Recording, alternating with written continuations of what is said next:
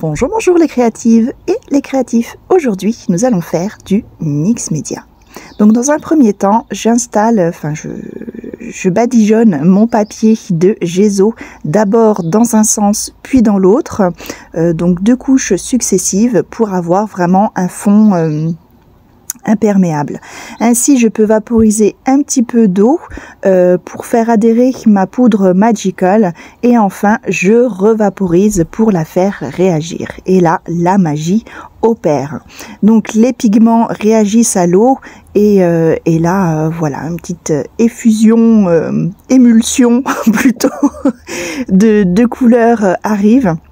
Et voilà, je vaporise, je bouge un petit peu mon papier dans tous les sens pour faire couler la matière, voilà, de manière à avoir un joli fond d'un bleu juste extraordinaire avec différentes intensités.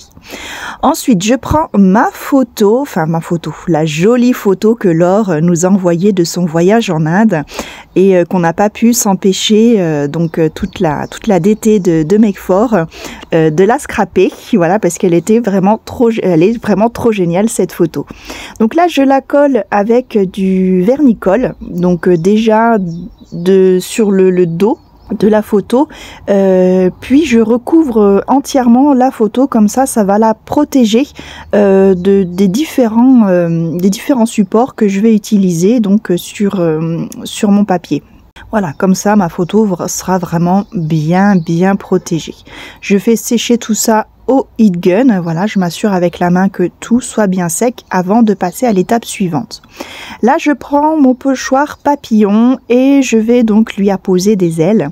Alors là, j'ai pris ma Distress Oxide, alors je sais plus comme ça le nom, je vous mets tout en barre de description de toute façon, hein, juste en dessous, n'hésitez pas à faire dérouler pour avoir toutes les informations.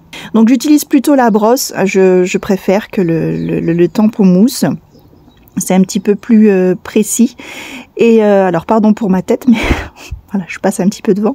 Et donc du coup, là, je fais tout le tour des ailes pour donner un ombrage et un petit contour ombrage, on va dire, à ce papillon, puisque à l'étape suivante, nous allons mettre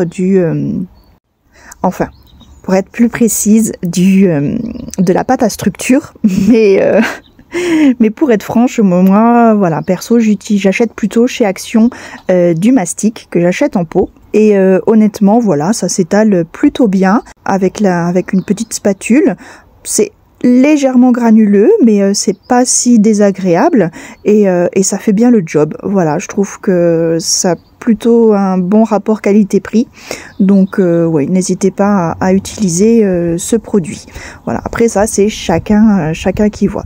Pour l'étaler, une petite spatule comme celle que j'ai, voilà, soit en plastique ou même tout simplement des fois avec une vieille carte fidélité ou autre, ça marche aussi. Quelque chose de plat, en tout cas, pour bien racler, pour bien faire quelque chose d'homogène sur le dessus, de bien plat.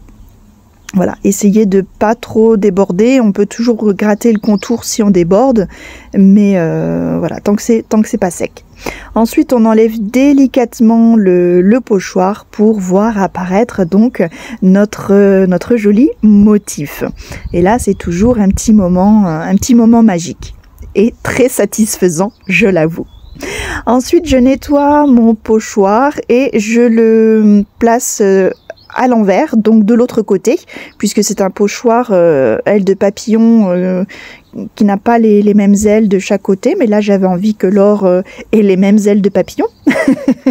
Donc du coup, voilà, je fais exactement la même chose de l'autre côté. Il n'y a qu'à juste retourner le pochoir pour avoir la même chose donc que j'ai fait à gauche pour l'avoir à droite. Donc je fais mes contours et ensuite donc je mets mon fameux mastic avec ma petite spatule pour créer ces jolies ailes de papillon.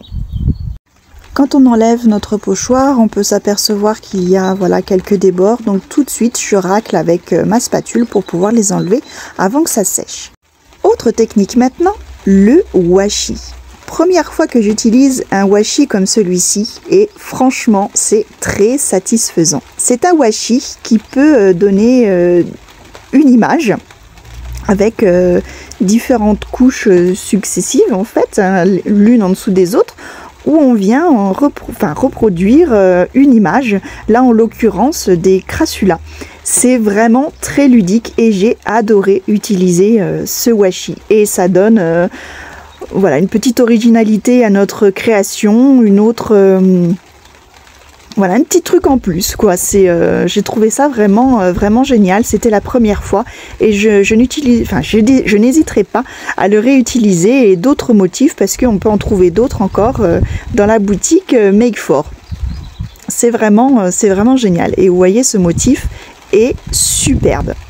Ça fait, voilà, ça fait beaucoup de choses. Et en plus, ce côté déchiré sur le côté, tout simplement, j'adore.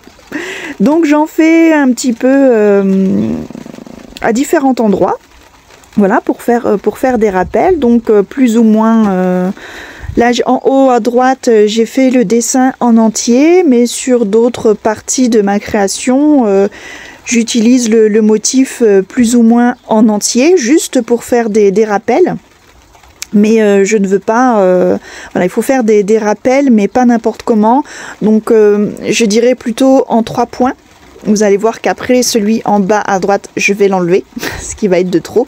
Mais quand on avance comme ça, à tâtons, bon bah on essaye des trucs. Et c'est l'avantage avec le washi justement, c'est qu'on peut faire et défaire sans problème, sans entacher notre création.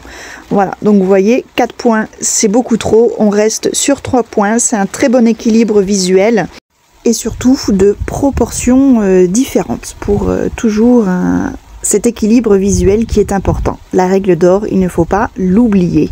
Je vous rappellerai tout ça sur un autre tuto si ça vous intéresse. Ensuite, je reprends ma petite spatule pour ce coup-ci étaler de la mousse, c'est de la mousse Novo.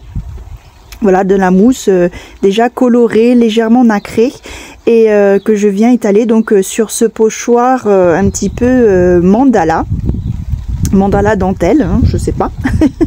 Et toujours appliqué à 3 endroits différents avec 3 proportions différentes, toujours cet équilibre visuel. Passons maintenant à la colorisation de ces ailes de papillon. Donc là, je prends mes petites brosses et mes Distress Oxide. Donc je prends 3 couleurs. Je commence par du bleu, puis un violet un petit peu pourpre qui tire vers le rose. Voilà, on reste dans les teintes de la création. Voilà, ça me rappelait un petit peu le pourpre des crassulas. Et ensuite, je termine par un vert très très clair qui va vraiment trancher avec tout le reste des couleurs. Où là, voilà, il faut savoir trancher pour pouvoir faire illuminer en fait certains détails. Et là, je veux vraiment que ces ailes illuminent, que notre Laure s'envole avec ces jolies ailes.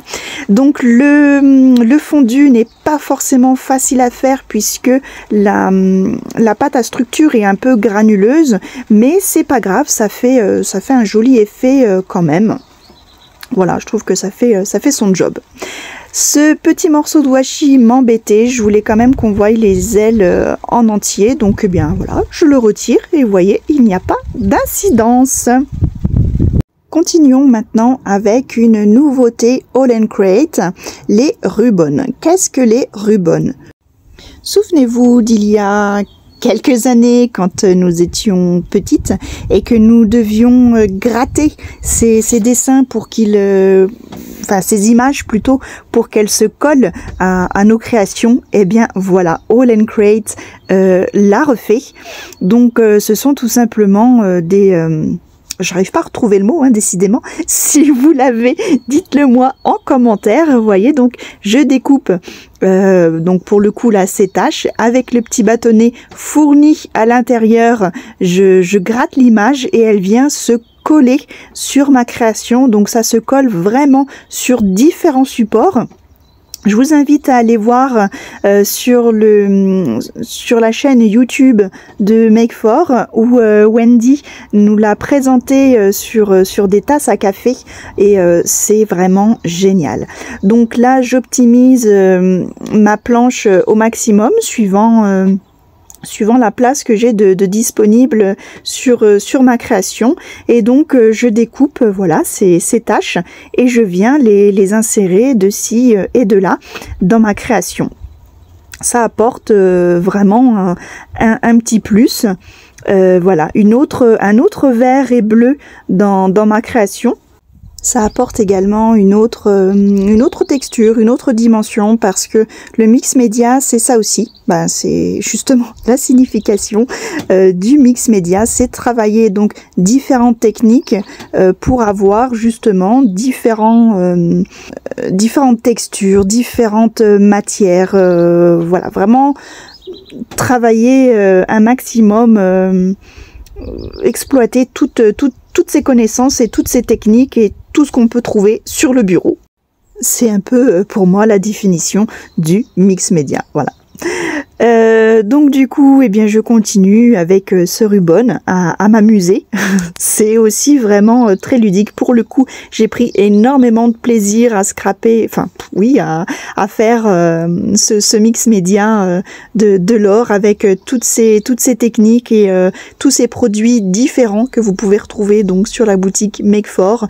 Je me suis vraiment amusée comme une petite fille et voilà, tout est venu naturellement. Et j'adore le rendu. Pour continuer, donc pour accentuer ces ailes, bon ben voilà, vous me connaissez, hein, on va mettre un petit peu de paillettes à tout ça. Alors on va mettre un petit peu de paillettes dans ta vie. Donc avec un pinceau bien plat. En fait, c'est un pinceau à pochoir. Je prends de la mousse or et donc je dépose. Voilà. Alors, j'arrive pas très bien à capter à l'écran, à la caméra, mais ça dépose voilà une petite pellicule or très délicate sur ses ailes et croyez-moi, c'est vraiment magnifique.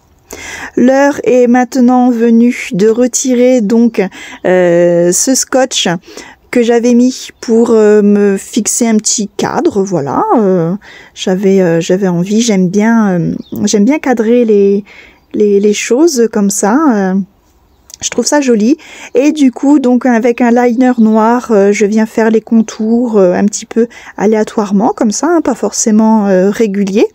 Donc je fais tout le contour en noir et après je vais utiliser un autre stylo vert, bien sûr, qui est légèrement brillant pour toujours faire ce rappel de vert et apporter une autre dimension à mon contour. Ma création mix média est à présent terminée. J'espère qu'elle vous a plu et surtout qu'elle vous a inspiré. Si c'est le cas, n'hésitez pas à me mettre un petit pouce bleu et à vous abonner si ce n'est pas déjà fait pour ne pas louper d'autres tutos à venir. Je vous remercie d'avoir suivi cette vidéo. Je vous fais de gros bisous et je vous dis à très bientôt pour de nouvelles aventures créatives. Bisous bisous.